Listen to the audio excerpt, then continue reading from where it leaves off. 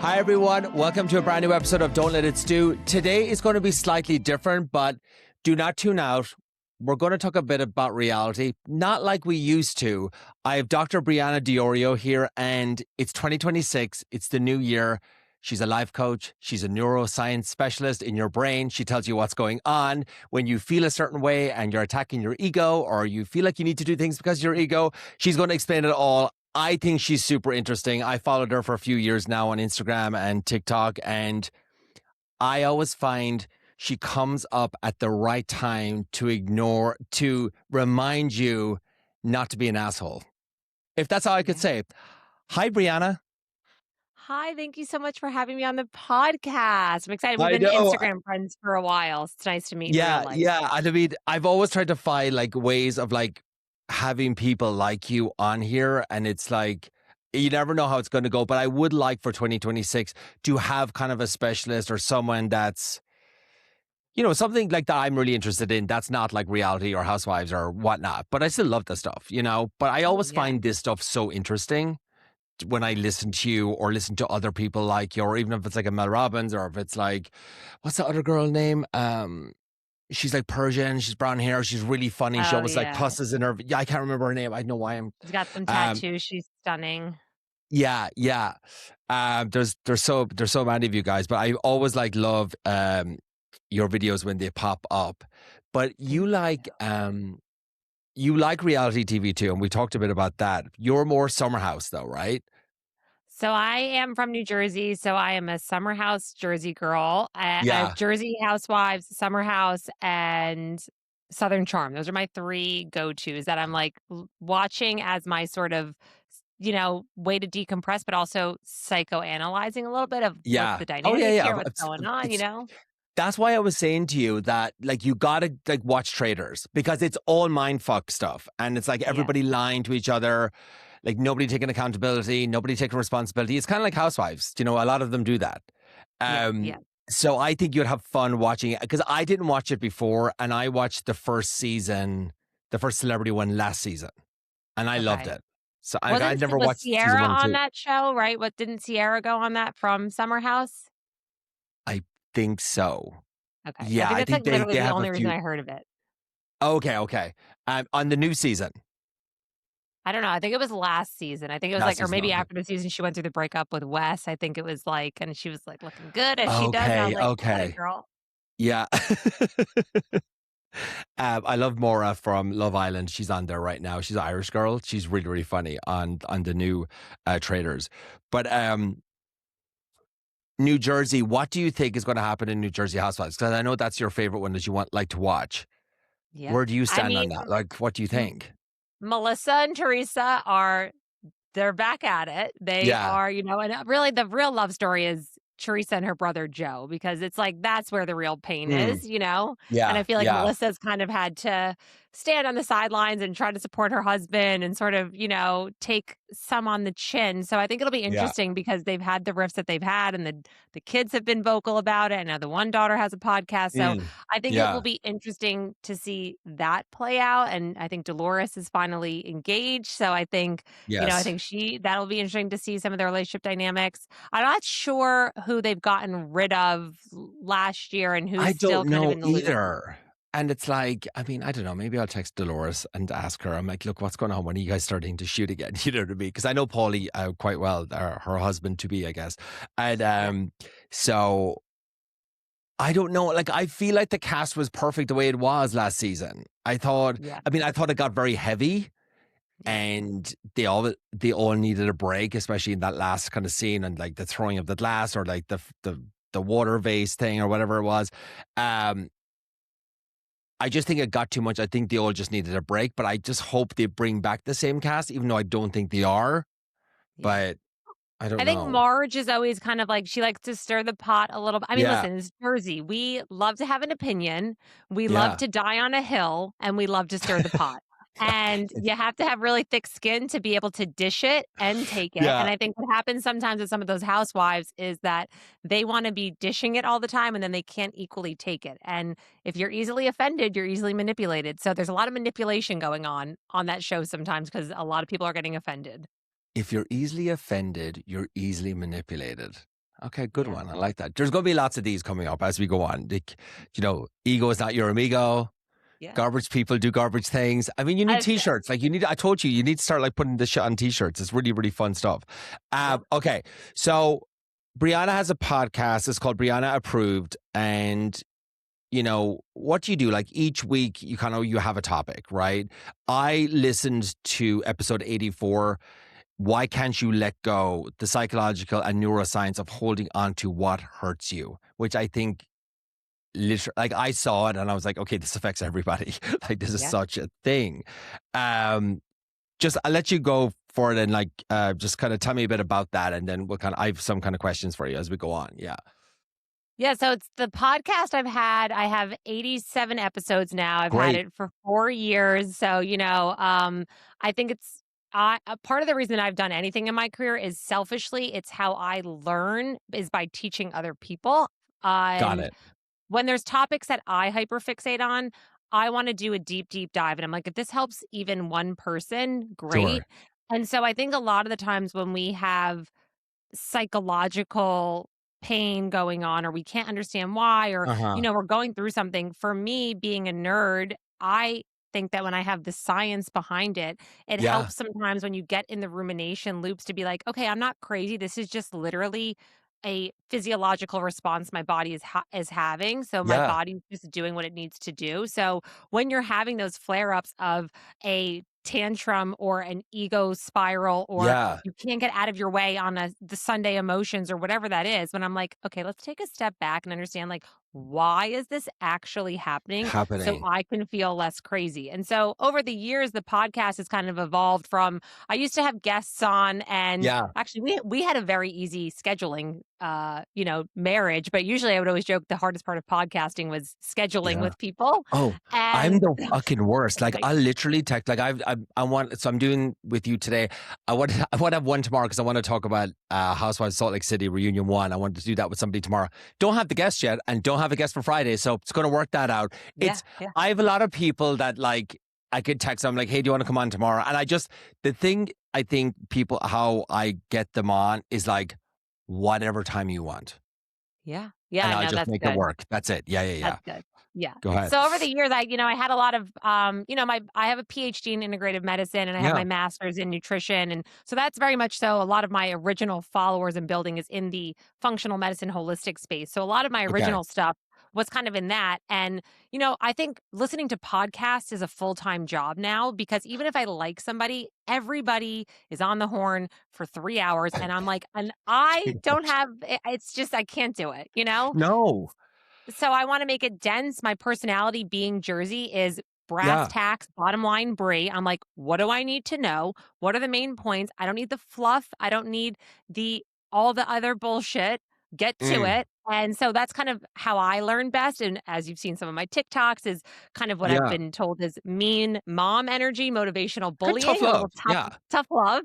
And so It's a that really my good tough podcasts love. are usually 30 minutes long maximum. They're very dense. Same. But I actually only do one podcast episode a month because Yeah. the market is so saturated. And I tell people that if you listen to just one episode a month Yeah. and do the prompts at the end, I have a practice what you podcast I section saw at that. the Yeah, end. at the end. If you actually just do one thing from that, and you will change your life, as opposed to 5 minutes here from this podcast and this clip and this guru. So it's like, for me, I'm like, this is what I need to focus on right now. And if it helps other Yeah. people, great. A thing that always sticks with me, and like we've all been through breakups and stuff like that, and some are easier than others and some are more toxic than others and stuff. And I feel like everybody's kind of gone through all these different types of breakup, but I always feel like it's one that kind of wakes you up in the end, where it's like the process keeps repeating itself. You keep choosing the same people over and over again, and you don't fucking know why. And I never knew why, right? And then you're kind of like seeing similarities in your mom or your dad, or like the chaos, and you're kind of addicted to the chaos because you grew up in the chaos, and it's like, but you still don't know why, right? And so like after like a previous relationship I was in, like I really like dug deep into why am I choosing these people? Why did I stay long enough in the toxicity of it? Why did I keep going back? And I never fucking knew why. And like, I must have went back like 60 times or whatever it was, right? Because I loved the guy and whatever it was, right? And it was just, you always, and then you said it in this podcast as well, in the 84th episode, like you were saying like, oh fuck, what was it that you listened to? And I was like, oh my God, you keep convincing yourself that Oh, the yeah. next, like, I think you said like 1 out of 10 times it's going to be amazing. And Oh, then yeah. the other 9 times it's not, but you make an excuse like, oh, that person's having a bad day. You know, I'm Yep. their punching bag. It's okay. Like, I'm meant to be here for my other partner. And you just excuse the shit out of it. Oh, yeah, absolutely. I Yeah. mean, there are a couple of things. Number one, I always Yeah. say that change doesn't happen until you're tired of your own bullshit. So for a lot of people, it just hasn't gotten bad enough yet because that Yeah. is really the only time that not only will change happen, but change will actually stick. So because people have a very high tolerance for pain and low effort shenanigans, they think just because I can do it, that I need to. And Yeah. secondarily, your brain is a dick. Your brain is a lying liar and loves to do what feels familiar and safe, not what is good for you. And because your brain loves familiarity and prediction, your brain's also very lazy. So it says, I'm not going to learn new skills right now. This Yeah. has been Fuck fine that. enough. Yeah. I'm not dying, right? And so back in the day, we had a lot more of these, dangers that were real of like, oh, if I read this situation wrong, if there's something going on in the bushes, I might die here. Nowadays, it's like, oh, I'll just be in a shitty relationship again. I've done it once, I can do it again. And so you start to almost callous yourself. And then there's kind of the four horsemen of like, there's a sunk cost fallacy there of, I have already poured time into this. And then if you Yeah. tie your identity around it, you're like, I'm not somebody who quits, so I'm not going to quit this relationship. Uh-huh. Then there's loss aversion. It is more problematic for your brain to perceive losing something, even if you had equal gain. So, for example, your brain, it would seem more problematic to lose $100 than to gain $100. It's the same thing, but your brain feels the loss more than the It feels the potential win. gain. Yeah, so we say, okay, I'll stay. And then there's, of course, the ego part of it of if I leave now, what does that say about me and my identity and my judgment? And so there's kind of Yeah. all of that going on with cognitive dissonance. And then the region beta paradox of like, it's not bad enough, but it's not good enough. It's passable. And so you take all of that. And then Passable. at the same Yeah. time, you're like, and you know what? Maybe actually I'm not the problem. Maybe it's like Scott Disick, like maybe, you know what? I'm not the problem. It's everybody else kind Yeah. of thing. Yeah. Yeah. Yeah. And the longer you do that, like I always say, I'm like, you can lie to me and you can lie to your therapist and you can lie to your mom, but the longer you lie to yourself, the longer you will be in the waiting room of your own life. So until you're like, hey, you know what? These are the ways that I'm still toxic. And wherever you're pointing that blame finger is where you're giving the power away to. So until you're like, actually, I'm the common denominator here, Uh-huh. I need to really take a look under the hood. Why, like, why is it that people just like blame shift straight away when things don't work out for them? Like, they can't fucking like see, hey, I was an asshole. I was screaming at this person, but it's their fault because they made me do that. Like when it's so fucking obvious, when you have like everybody telling you like, or you're losing people out of your life, like 6, 7, 8, 10, 12 friends, and you still don't look within. Like, I know of someone that does that has happened to, still the same. Never fucking like never can put a mirror up to themselves or whatnot. It's crazy. Is it just easier? Is it just like ignorance is bliss? It's just easier just to not deal with it, have the hard conversations because they're terrified of it, or like what? Like why?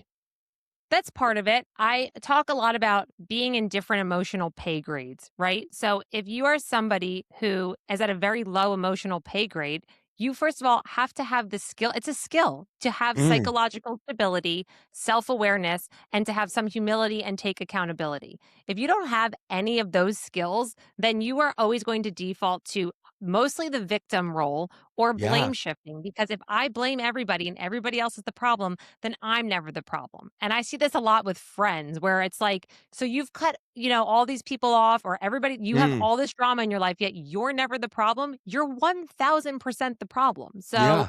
at some point, it's like if you just don't have the wherewithal to say, okay, you know what?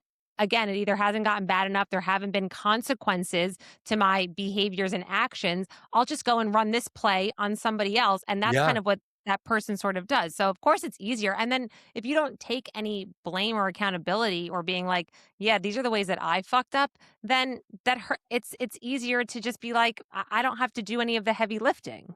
Yeah. Yeah. And like, do you ever find, in what you do or what you've seen, and I'm sure you talk to people and you might have examples, but like these people that, that push people away or they can't have the hard conversations or it's always their fault or, the way I'm acting, it's their problem. And like, do they ever do they have to hit like a fucking rock bottom or like rock bottom has the basement, like they have to hit the basement before they actually wake up? Is it like a health scare where they go to hospital where they're like, fuck, I've been doing this wrong. Like, does that ever happen?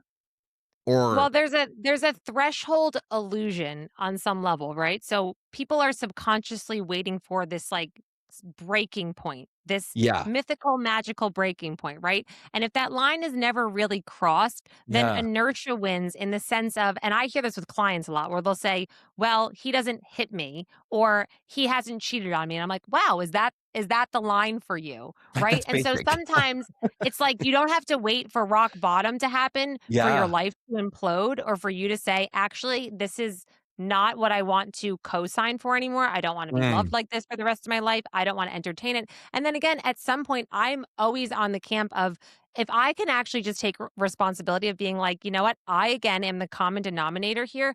I can't be associated with that. So, like, at some point, no. you have to learn to update your own standards and policies and what kind of behavior just becomes uninteresting to you. And if you're going to keep being around people who perpetuate that and are going to enable that on some level, then of course you are going to be a product of your environment. So it's like, and if you're in the one in the group who's kind of shining light on things, it's easier to silence that person and push them Yeah. out because that's a lot easier than to be like, hey, yeah, over here, actually, I've done these things because that takes talk about checking your ego at the door. That takes a level of saying, you know what? Actually, I'm wrong here and I fucked you up in this way and I did this really nefarious thing.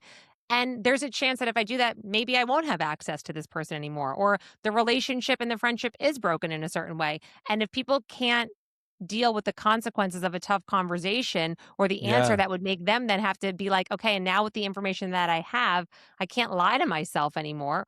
Then they're like, it's easier to just, sweep it under the rug, which is what a lot of people do. And they have that comfortable complacency. And that's again, the idea of the region beta paradox of like, it's easier to leave or your life would be better if things had gotten so worse, if somebody actually cheated on you, if your boss Yeah. actually right, but it's passable enough so your brain actually hasn't reached the threshold to say we got to get out of here. Yeah. Yeah. I mean, I always had like a red line and I remember like telling that person, I was like, listen, like I can get past anything. I can get over this that, and the other, right? Which by the way was still like a low fucking bar, right? Like which still, I was like lowering my bar, you know what I mean? Just don't do this or you know what I mean? Just dumb shit. Like really like and I had this red line and it's a basic red line. Like, I'm not going to say what it is. Like, it's basically what you just said a few minutes ago. And I was like, if you do this, like, this is the time I'm going to leave. This is not a Mhm. threat. I'm just telling you, like, like, I have, like, I A have limit. a limit. Exactly. Yeah. I have like a limit and I can do anything else. I can have the conversations. I can go to therapists with you. I can do fucking everything. And I will, because I'll just try until the cows come home. I will just keep Mhm. trying. Right. And and then once that is broken, and it did get broken, and I got up and I packed my bags and I fucking left. And it was the hardest, like, I think Gillian Tarecki said this, one of the hardest things that you can do is choose yourself and leave when you love somebody. Oh yeah, And it's it's like you really don't hard. want to fucking leave at all. But damn well you're going to lose yourself if you don't. Yeah. Matthew Hussey describes it as throwing a grenade into your own life, basically on your own volition, and not knowing how long it will take to Yeah. rebuild, if you'll ever rebuild, if you're going to want to go back. And Esther Perel talks a lot about the idea of Grief is a really big part of that people don't talk about, because in kind of our culture, when we talk about grief, we think about, oh, somebody died, right? And Mm, now they're in the grieving cycle. When a relationship ends or you choose to walk away, you're actually grieving the fantasy of the life that you thought you were going to have. yeah. And then you're Yeah. also grieving the relationship actually ending. So at that moment, after you've thrown a grenade into your own life willingly, when you Yeah. didn't even want to do it, being like, and I actually don't have anything to rebuild a new life with, but I just decided to blow up mine. So here we are. And that sounds really fun. Then you have to grieve. If I stayed, this is what it will cost me. And there's a version of grieving there. And if I leave, Yeah. this is what it will cost me. So you kind of have to pick your pain. And what we were talking about earlier about your brain being a little bit of a dick is that your brain would rather choose a familiar hell than an Yeah. unfamiliar heaven because of loss aversion. And your brain doesn't want to feel uncomfortable. So the hard thing and the right thing are not always the same. No, that's the thing, because it's like you are so used to the chaos. And then when you leave, you're like, how the fuck do I start again? Like, okay, but I can't just leave. I have to learn from this and then not repeat it again. And oh, should I do this? Should I not? Like, it's and it does, like, your brain does fuck with you, because then it goes back like, well, maybe it wasn't that bad. Well, we had all those nice times. And then you focus on the nice times, and then you can kind of maybe. And there was a point where I nearly did go back, Yeah. and then I was just like, shut it down. There's no way. You got, like, Yeah. this is fucking crazy. Yeah.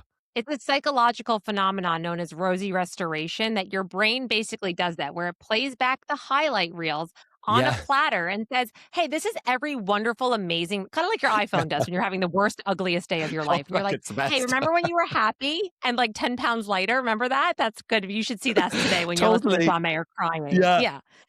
So your brain Um, replays all of that and then conveniently edits out all the bad stuff, or what I like, call the the really director's bad cut of stuff. the relationship. Yes. And so your brain is just being addicted to you, which is why I always tell people that your standards and your self respect have to be stronger than your feelings, because your feelings will fuck you up, especially feelings like loneliness and hope. I talk a lot about Uh-huh. being a hopium addict. Yeah, you said Hope that is in a that. very dangerous drug, and loneliness is a hell of a drug when you are going through not only the relationship ending and you're not Yeah. co regulating your nervous system anymore, but you are going through actual neurobiological withdrawals, your dopamine, your adrenaline, your cortisol, your oxytocin. These are all things that are literally no longer available to you. And so that's why I tell people it's like being an addict. If you're an addict, you can't have a little bit of heroin. That's not going to work for you. So when you know what No. I mean? Like you could do it, Yeah. but you're really going to delay the cycle. And so when your brain is trying to tell that to you, or you have a feeling in that moment, like you have to go back to, okay, what are my personal policies? What will I never allow again? What are the standards that I have? Because that has to be your guiding light and your guardrail for when your emotions want to make the decision. And I always say that emotions can be advisors, but they can't be drivers, especially when you're in a very emotionally fragile state and you are an Mm. addict and you're day one of coming off of the drug of love and everything else. It's yeah, it's one of the toughest things. It really is. It does get easier as you get older and you go Yeah. through more of them, I will Yeah. say. And then some people, you talk a lot about it. Uh, some people make it easier for you too, because they do just Oh. like the most like awful things or garbage things, as you say. And it's like, and I love you always say as well, it's like, stop looking for the fucking reason. You don't need the Yeah. reason. You don't need the why. Like, they knew what they were doing. They did it. They like, it is what it is. And it sucks, but you don't need to know why they did that. They made a Oh, choice, and, and maybe they didn't think that you were going to leave, but you yeah. did.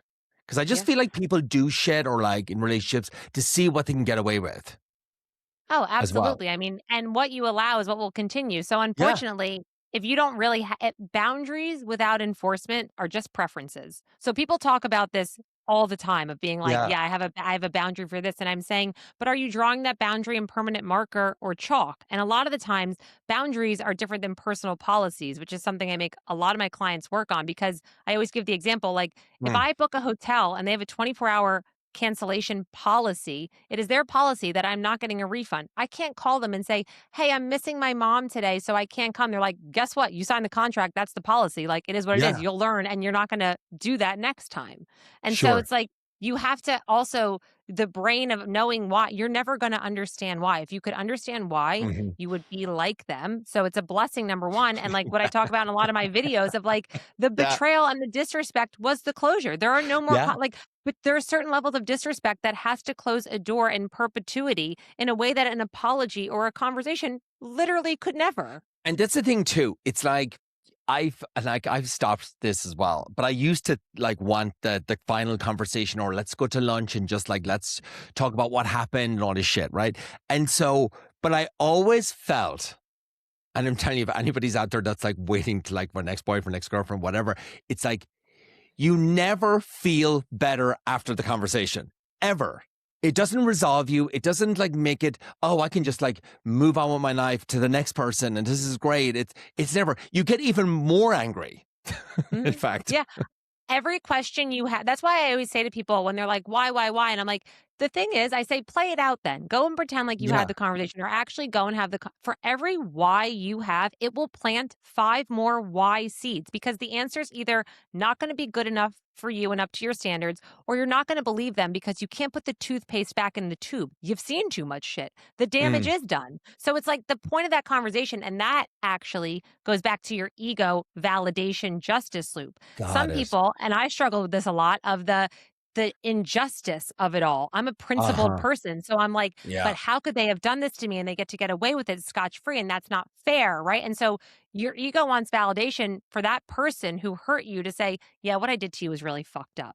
But that goes back to what we talked about. That would require a very high EQ and being on the same emotional pay scale as you are going in with logic and reasoning and Hmm. compassion. And so it's like Yeah. you have to kind of know your audience as well, of being like, we are just literally in 2 different pay grades. And that's just the way that that cookie has to crumble. And it's like, as well, like, even if they did give you an apology, it's like, and just say it's like a month or two later or whatever it is, and they're like, I'm so sorry. Like, they don't fucking mean it. Because if they did mean it, they would have said it almost immediately the day after they did the thing. If Yeah. they really felt like I did wrong, I hurt the person or whatnot. So, you know, like, yeah, And it is your apologies ego. You without just want to changed hear it. behavior is just manipulation. Like, I you can think it's apologize bullshit. to the cows come home. You could stuff your Yeah. sorries in a sack, as George Costanza says. Are Hmm. you changing your behaviors and your actions? And did you actually consider how your actions and behaviors are directly and indirectly impacting me? You Yeah. didn't. So that's all, like, and that's all I need to see. And that's, people think that if they go back, it'll be different. And that's like, I ask this to clients all the time. I say, but what would fundamentally be different in your relationship? Like, Uh-huh. not that you love them and that they're going to put out a plea bargain for you. Like, what is the fundamental differences in the dynamic that is going to be different? And most of the time, they can't answer that. No, because the person's not going to go in there and do major therapy and major healing to change. And maybe like, yeah, great if you could see that, but like that's fucking what, 1 in 1,000, 1 in 1,000,000. But Yeah. the what did I want to say? But do you think Oh, people can change? I mean, I've wrestled with this question my whole life. What is your mm, thought? What's your temperature on I that? here's I do think people can change.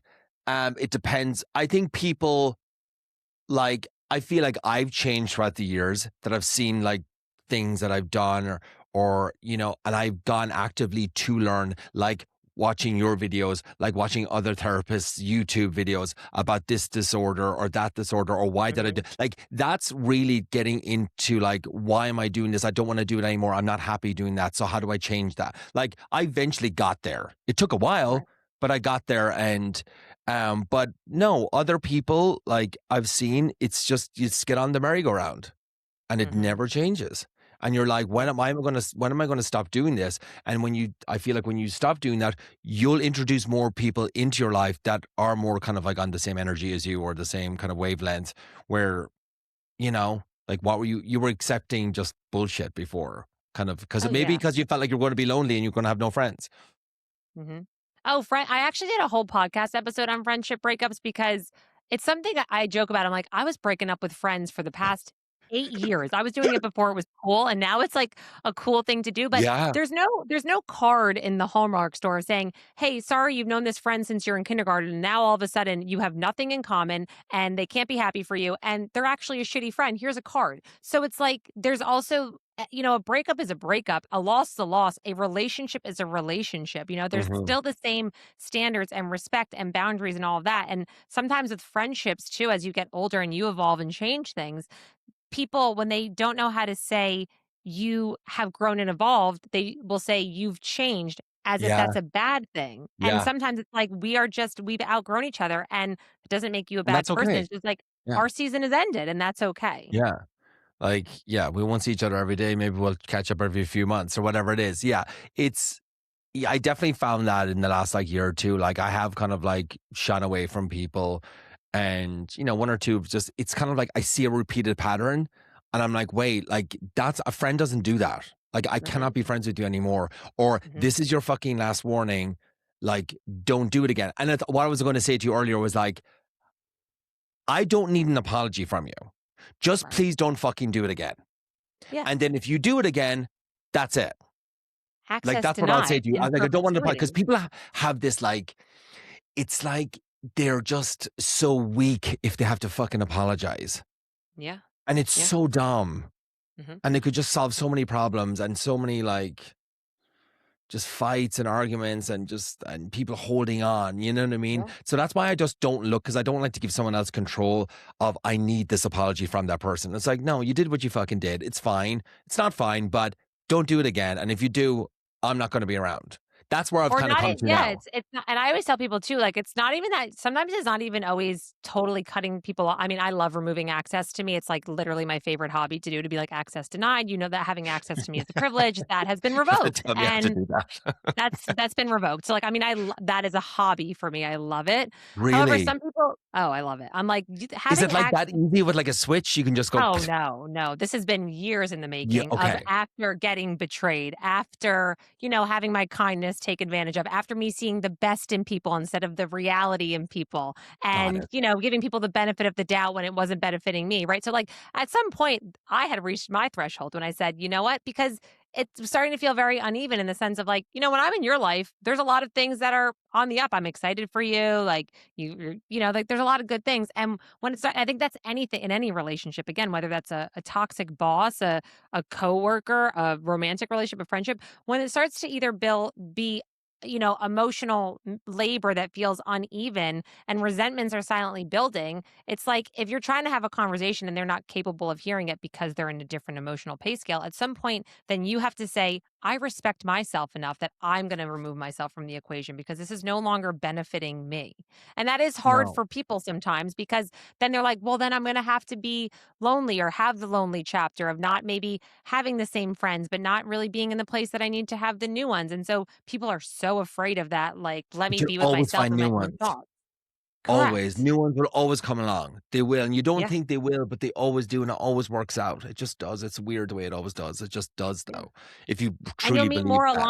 you'll meet more aligned friends. Like if you're putting Yeah. this mask on all the time and pretending that you like to do XYZ and you don't like it anymore and you have a legacy friendship with somebody and you're like, yeah, we were drinking buddies in college. I don't like to do that anymore. So Yeah. like that's not going to work for me. Or again, like we have different appetites or our taste buds have evolved. The people who haven't evolved their taste buds try to make you feel bad. It's like people who have high standards. And I'm like, you made your bed and you've lied in it. Like that is not on me. Like just because you don't have standards that you can uphold. And because you settled and made the decisions that you did, your advice is an autobiography in disguise. And I'm not going to have that projection put on me. Yeah. And Yeah. Yeah. so people have to understand that sometimes too of like, where is this actually coming from? And like I always joke and I say, that's not my shit to flush. So like sometimes it's just not. And so like that's actually more of a you problem that I'm not interested, that's out of my pay Yeah. grade. And that sounds callous, but because I've seen for me personally, what it sounds like we're kind of similar of like, I've seen what it takes to get somebody out of my life after I have given you 30 chances. It is so Yeah. difficult for me to cut people off. And I'm the one who I feel like is, it's really hard on me. Like, and I can't Yeah. afford to do that anymore, or I value my time and energy now more. Like I Yeah. understand the value of it. So back in the day, to get somebody like that out of my life, it costs too much. And I think that's what it is when people start to realize having access to you is a privilege and being in your energy is a gift that is Mm. something that's not afforded to everybody. Everybody can't Yeah. drive a Porsche. That's some Yeah. people should be driving Hondas. That's okay. Hondas are great cars. Everybody can't drive a Porsche, even Yeah. though they say they want to. Yeah. Yeah, no, that's true. Do you find nowadays, with social media, because I just feel like, these will say bad apples, these narcissists, which is a big word, which I'd love to talk to you for a minute about, like narcissism and stuff. And I feel like in the last like 1 or 2, 3, 5 years, whatever it is, and Dr. Romani being a specialist in that, um, like people finally know what that word is about now. And they know that Hmm. it's a disorder, and they know Hmm. like the ABCs, or like the 7 things that's associated with, say, a malignant narcissist, or a covert Hmm. one, or a regular narcissist, if there is one, I think. But like people are not getting away with shit anymore. Do you find, like, because people are educating themselves out with the likes, because of people like you? Well, I think yes and no. I think people have good intentions. Yes, are like, hey, that's great. My brain can label this now. I think there's also a subculture of people who are weaponizing therapy Mm, language, and that to me is actually psychologically lazy and a bit of a scapegoat, and it perpetuates yeah, a cycle. People do this a sure. lot with attachment styles and with narcissism.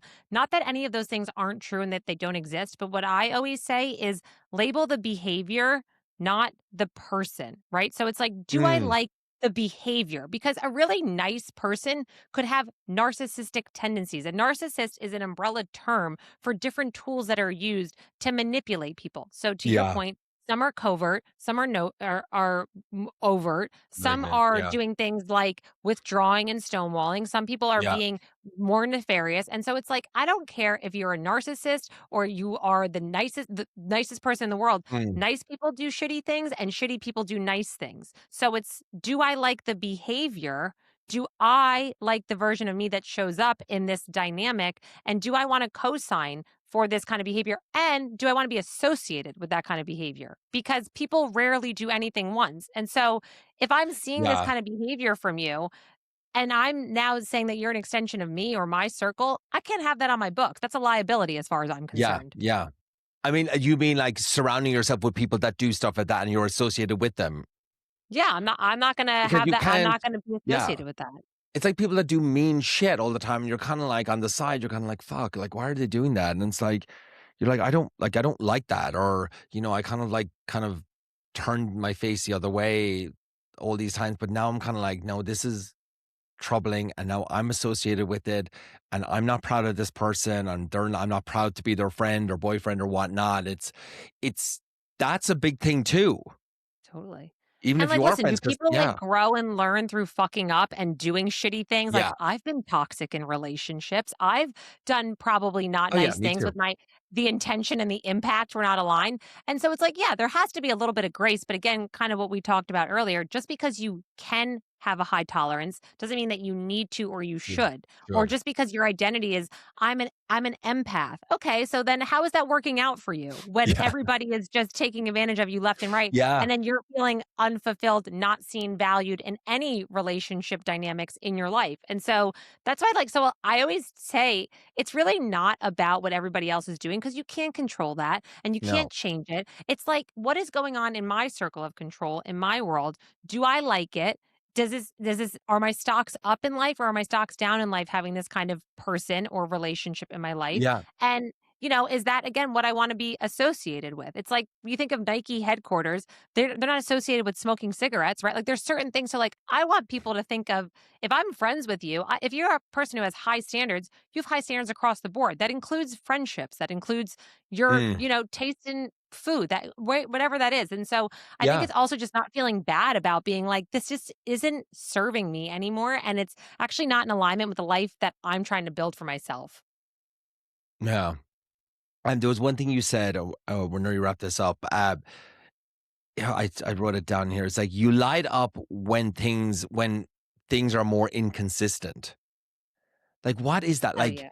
so it's like instead of like the things that do like inconsistency drives me fucking crazy. Like, Yeah. there's the person recently I'm going on dates with and stuff, and I like text him, and he's great at texting and stuff like that. But it's like you get a few texts, and then it's fucking nothing for a day and a half. And you're like, wait, you started the conversation, and now I've asked, like, hey, are we hanging out or whatever? And I'm not getting in that, like, where it's like, I'm not letting this shit go past 2 weeks. Like, if we don't get this figured, this little communication thing out now, which is a simple little thing.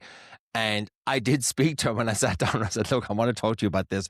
I don't want to be a crazy person, but like, you gotta fucking text me back. Like I said, I do like hanging out with you, and I think you do too, because you told me. But I said, if you're not in a space to do this, dance or whatever, that's okay.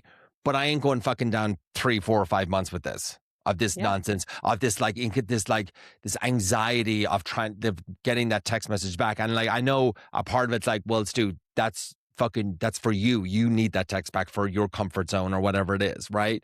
So, But I also always say, yeah. like, it is normal to feel anxious when there's anxiety-inducing behavior happening. It's normal to feel sad when somebody does something that makes you feel sad. It's right, like, so Mm. sometimes it's not always about, again, it's more, knowing my propensity, right? I run anxious. So I Yeah. know that about myself. Knowing that about myself means that I'm not a belligerent, anxious person all the time. I know how to control it. I have tools. But if I already am running anxious and I'm with somebody who doesn't have the skills or the capacity, or we're really not aligned, and that inflames that side of me, then the Yeah. question again comes back to me of, with the information I know about me and the dynamic that is being shown here and the behavior that is being shown, do I like the version of me that is showing up in this relationship? There you I go. have stayed in relationships where I've been super anxious and I thought it was me and I felt bad about it. And it was truly Yeah. just, and we just weren't aligned, and there was really not, we weren't compatible. And so I think it's sometimes like, so for your example, like, have things changed? Has he shown up differently? How have you been? What version of you is Yeah. showing up? Well, we'll see what happens this week. I mean, no, we were like, Stay last tuned. weekend. Yeah, it was just like last weekend. It's like we did have a conversation. I was like, look, I said, I just want to make a plan. I said, I just want to Hmm. fucking get a time or a date this weekend, just to see you at least once a week. You know what I mean? If we're going to get to know each other a day. I said, that's it. I said, it's very Yeah. easy. You know what I mean? Yeah. But it's like, I mean, he's like 8 years younger than me, but we'll see. But we'll see what happens. Stay tuned. We'll But yeah. we'll see. Time is the great equalizer. Time will tell. Yeah. And I always tell people, you got to put your reality goggles on, not your fantasy goggles of what you hope to see or wish it could be. It's like, what is this person showing me with the reality of the Yeah. situation? But your Exactly. brain does love the inconsistency because it is a Oh part of the yeah. dopamine prediction error. Literally, it's what keeps people gambling and going into casinos. It's literally, your brain expects a certain amount of dopamine when you do or do not get something. So, dopamine, believe it or not, is released in pursuit of. So, you actually get more of a dopamine hit when you think that person is going to text you and they don't, because the anticipation was so high and it was so Yeah. mismatched that it creates such an aperture that you then get hooked on that, which is why when things are actually quote safe, or you had a positive prediction error, you expected a little and then you got more, you're like, that wasn't even fun. That's boring, right? That's like kind of what your brain does. And so your brain actually gets into the negative prediction error of, you expect a reward, but you didn't get it. So your brain releases more dopamine. So you go back for it. And so your brain actually becomes wired to seek the possibility of the high, not the certainty. Your brain is like, we're not really interested in certainty. That is boring, right? And so that intermittent reinforcement, that's what creates the quote trauma bond down the road. Or again, Mm. that's what keeps people in addiction loops or habits or things that aren't good for you. So it's like, you have to understand, what is the average that is showing up in the relationship? What are the patterns? Because where there's a pattern, there's a problem, and patterns don't lie. So that again is being, No. let me put my reality goggles on and really audit what is in front of me, not what I hope it could be, not what I wish it could be, Wish it could what be. is Yeah. really in front of me. Right. Exactly. In the present. Yeah. Like I think that's a big thing. We fall in love with the potential of how Oh, this is going to look and stuff. And it sounds so great and fluffy and warm and great and happy families and all that stuff. And it's just not that. And it's really like a fucking war zone what you're living I in. I always joke and say the best part of a relationship is before you're actually in it, when you're lying to yourself and you're like, "Oh, we'll have 3 kids and he's gonna show up like this, and I'm gonna have flowers on Tuesdays," and like, you love It that is the is. best part of dating. And then you're Oh, like, it is. "Oh, You just like lie to yourself. It's fantastic. It's oh, just, yeah." it's like, oh God. Brianna, thank you so much for coming on. Please tell me people where they can find you on your website, and you have courses there and you can book things. And will you just talk a bit about that before we go? Yes. Yeah, thank you. Well, first of all, it was so fun to finally connect. I love Oh this. my Like, God, this let's is amazing. definitely do it We'll do it again. again. You Yeah. can find me at briannadiorio.com. That is where all of my social media links are. My Instagram is at Brianna Diorio. My TikTok, which is actually where I have a lot more Yeah. sassiness going on there, Mm. is BMax89. And then, yeah, you can listen to my Brianna Approved podcast on Spotify and Apple Podcast. All right. Thank you so much. Everybody, I think I'm back here tomorrow. I just have to find someone to come on the podcast, but we'll recap Salt Lake City. I think they're doing the road trip. Andy Cohen announced the Real Housewives Ultimate Road Trip. Apparently, it's going to be announced tonight on Watch What Happens Live. The cast of it, Portia Williams and Vanita Aspen are going to be on the celebration of the 20 years of Housewives. And I'd say Nene Leakes would be there too. Thanks for listening, everybody, and talk soon. Bye.